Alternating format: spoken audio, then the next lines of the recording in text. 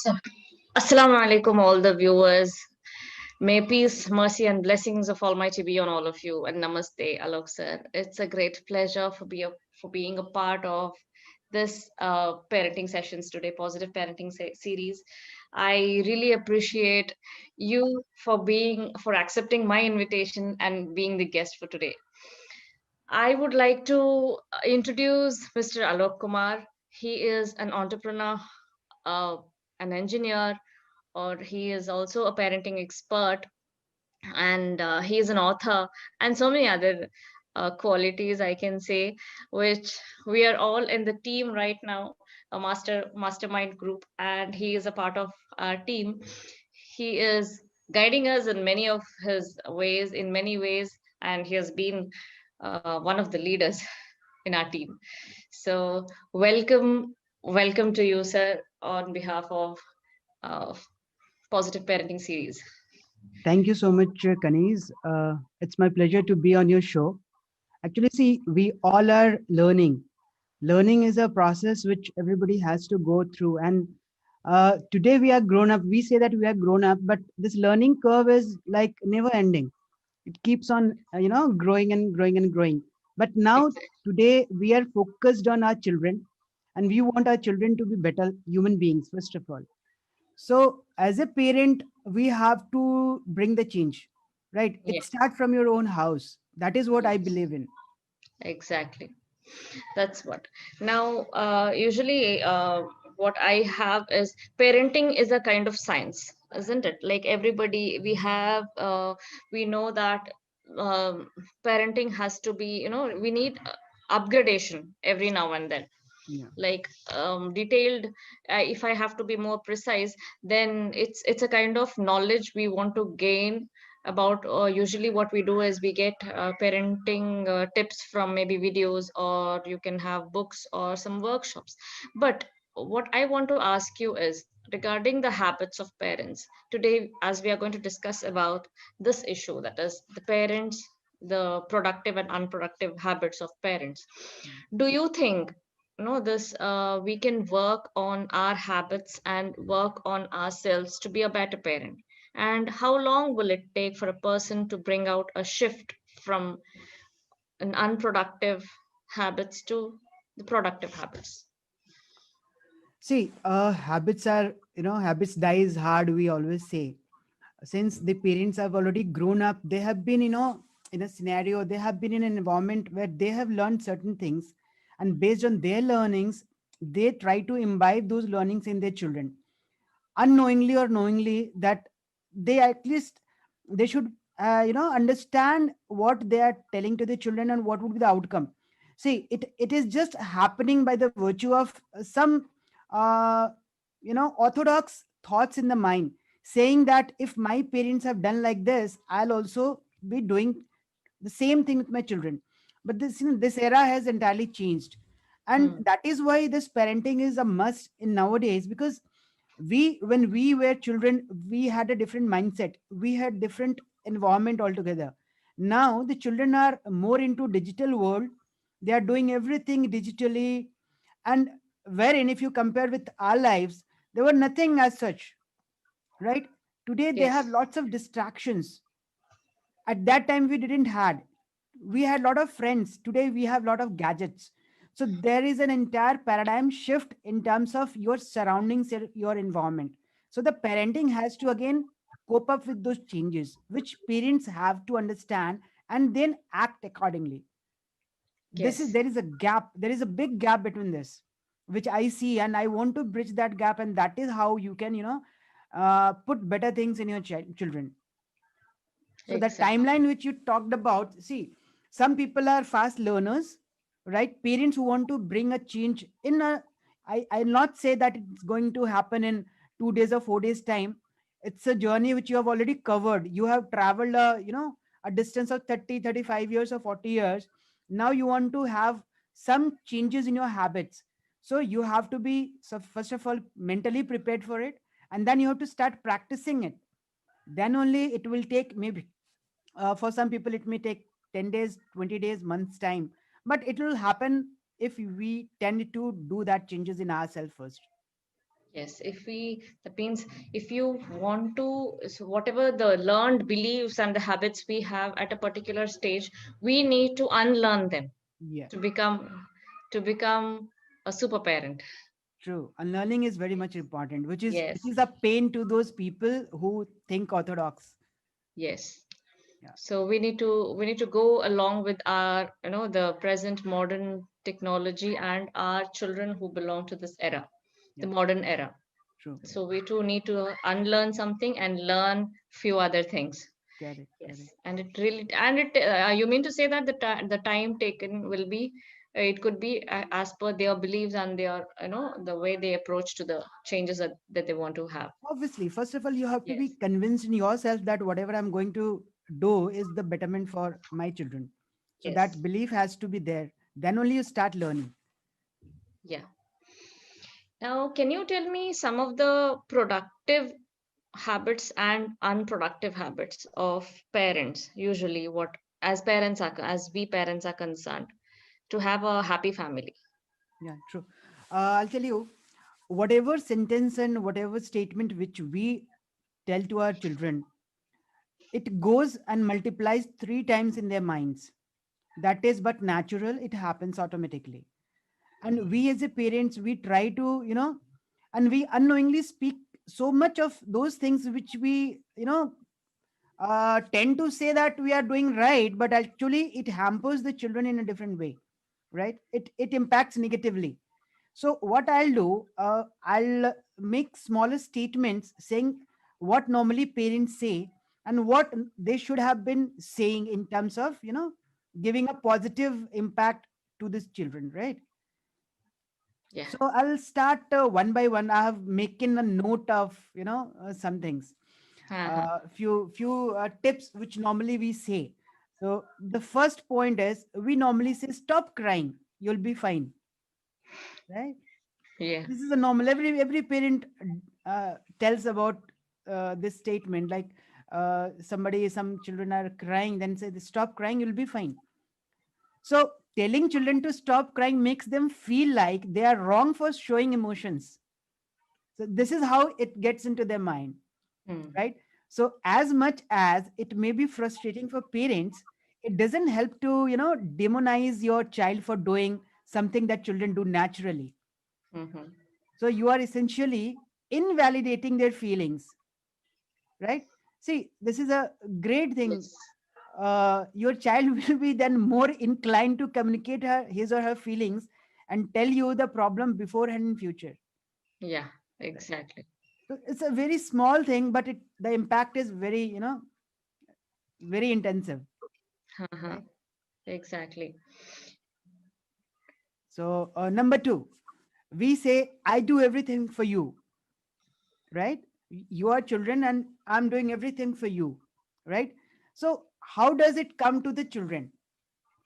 So as much as it is true for the parents that they do a lot for their children, constantly reminding them of that I am doing everything for you, it makes them feel like they are a burden rather than love, right? So you are trying to say that I'm there to do everything for you, but on the Yes. other hand, the children takes it in a different way. It goes automatically.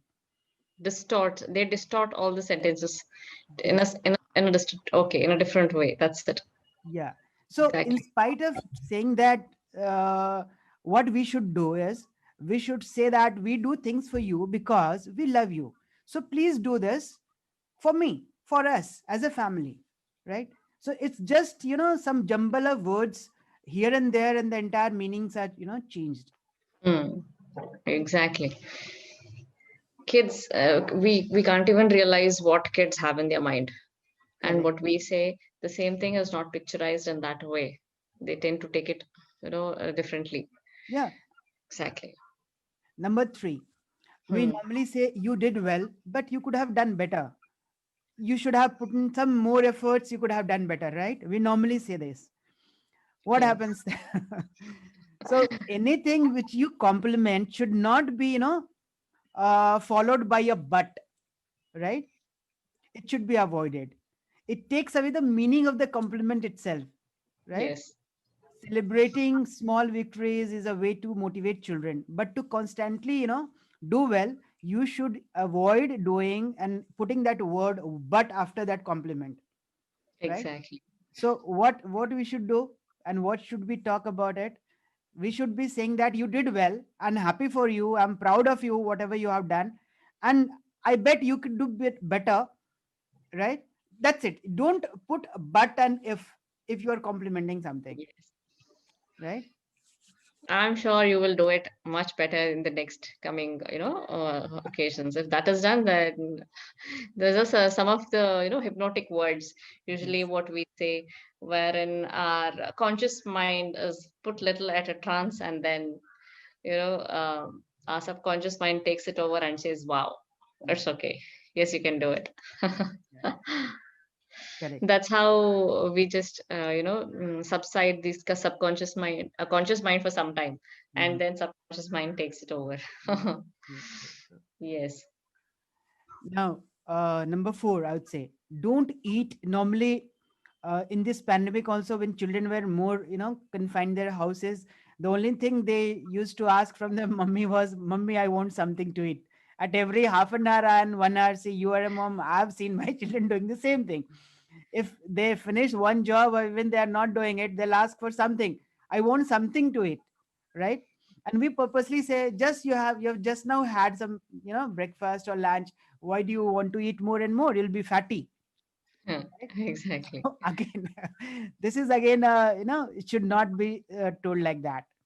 So it teaches children to be, overly conscious of their bodies and will make them question their peers for eating certain things, right? So body image is an extremely sensitive and personal thing, and to Yeah. create this impression from Hmm. such a vulnerable age is really damaging, right? Especially Yeah. for, a girl child, even though she's a bit conscious or not, if you start putting in and saying that don't eat or you'll be fatty, so you'll see the health goes for a toss, right? Exactly. So again, instead of saying that, what we should do, what we should tell about it, we should say that I don't think it would be a good idea to eat that much because Hmm. that's not good for you. That's it, Yeah.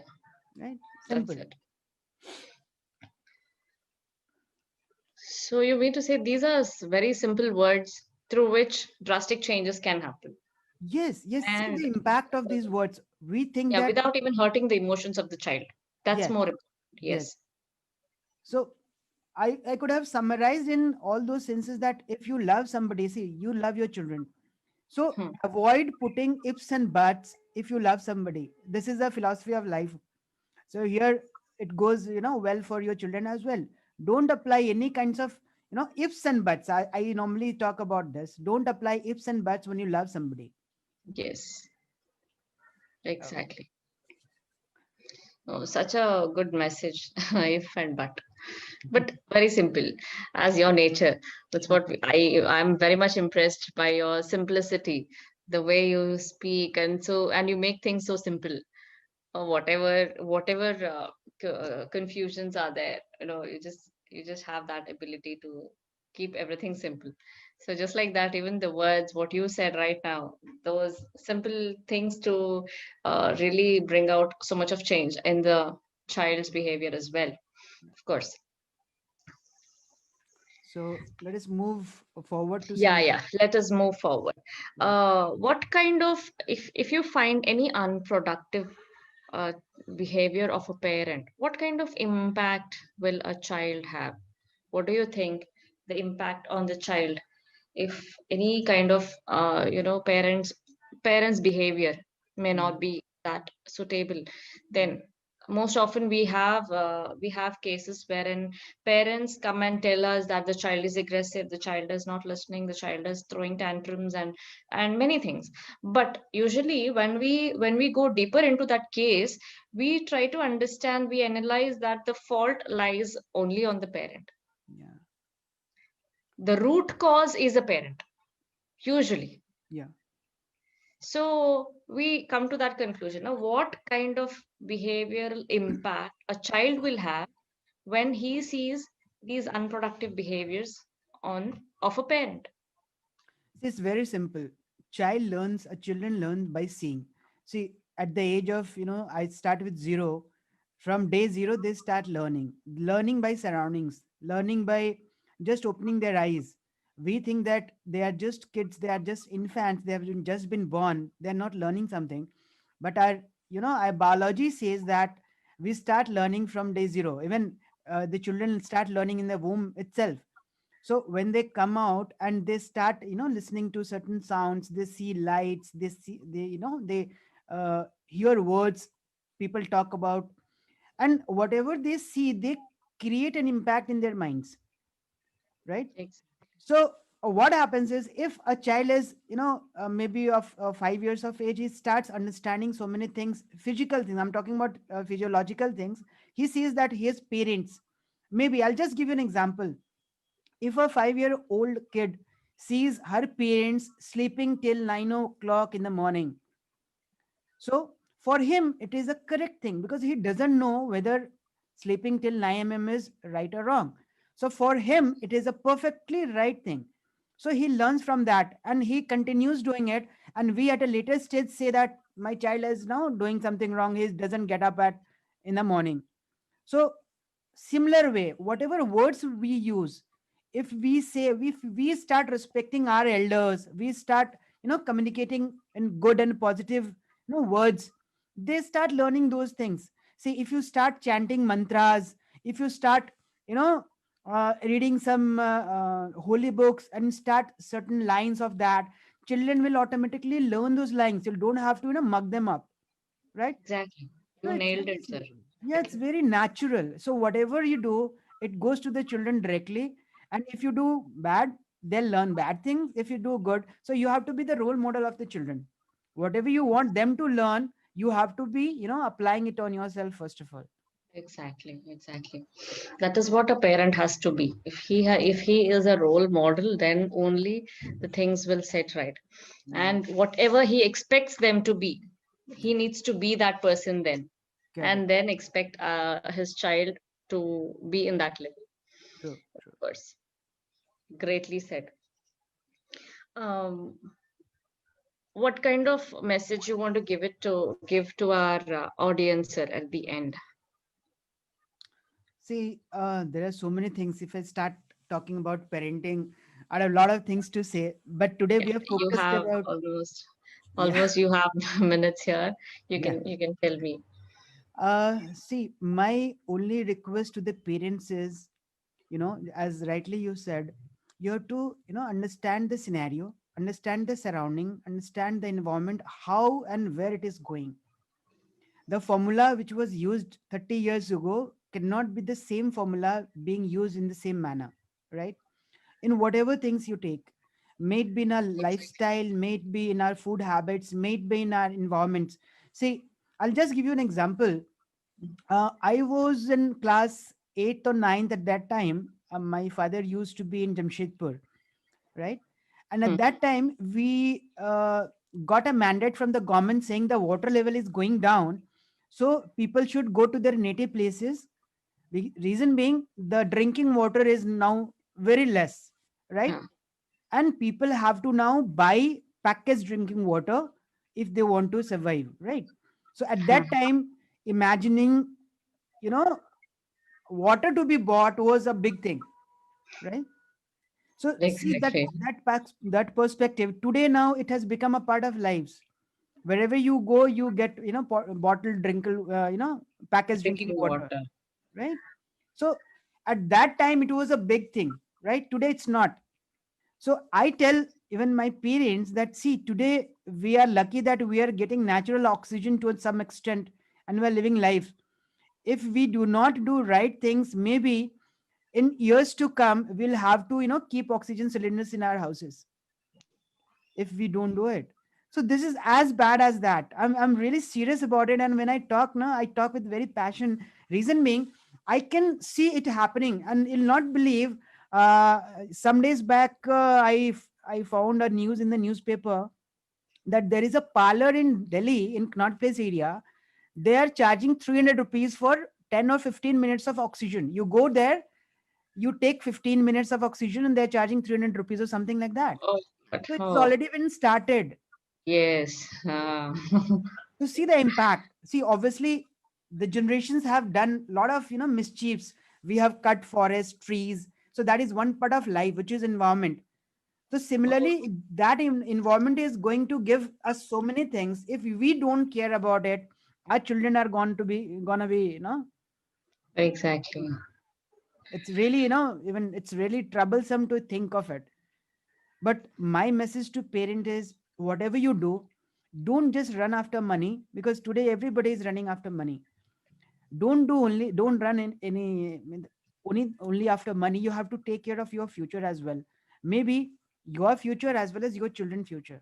So it's not about one single child. If we all as parents start doing that, we can create a better lifestyle for us. You can create a better environment for us, so that we don't have to see. Again, you take an example. 20 years down the line, there were very less hospitals, right? There were Exactly. less diseases. Today, the number of hospitals have grown up. Multi-speciality hospitals have there are chain of hospitals, and you come up with different diseases, right? Exactly. Why it's happening? Just because of those lifestyle only. So you have to create a better lifestyle in your children, so that they don't have to go to the hospitals. That's it. Exactly. Exactly. So you meant to say that the particular right now we as parents, you need to go at par with the robotic age, the technology, Yeah. and not much inclined towards the monetary part or the money or financial Mm. part. Of course, that love and affection is the utmost need for children right now, Yeah. and our words are more precious. Very true. So that is what I feel, that being parent, they are not going to remember what we have given them. The monetary things, that I mean to say, Mm. the materialistic things, Mm. what Mm. what we give them, they are not going to remember all those things. But they are going to remember one thing: that the moment that they cherished the childhood days along with my mom, along with my dad. How was my dad? And how was my mom? How did we deal with certain situations and all these things? Yeah. Like how you said about the water Yeah. scarcity, Yeah. how you could recall it and what happens and all that things. The Yeah. same way, what kind of moment they are going to cherish after they grow up, and after they when they are about 20 to 25 years, when they recall about their lifestyle, how my life would be, what kind of changes or what kind of memories they would have in their life. That's what we as parents, we need to focus on. Yeah. So giving them more restrictions cannot be done. At everything doing out of heart would be more applicable, and we would have a cordial and very jovial relationship with the parents and the children. That's what I really thank you, sir, for all your support and for joining this particular session. So it's a wonderful experience that we had, a great insight, great thoughts, doing things out of love and joy, and whatever you have been doing, no, bridging the gaps of the generations, or whatever your parents and the children, whatever they have, the generation gap, or you are just trying to bridge them up. So this is the wonderful job that you've been doing for more than a decade. So I really thank you for your support, and I hope I will be getting again other support also from you. May God bless all of you, and thank you, one and all. Sure. Thank you very much for your Thank precious you. time as well. Okay, Take care. bye. Bye. Bye. Take care.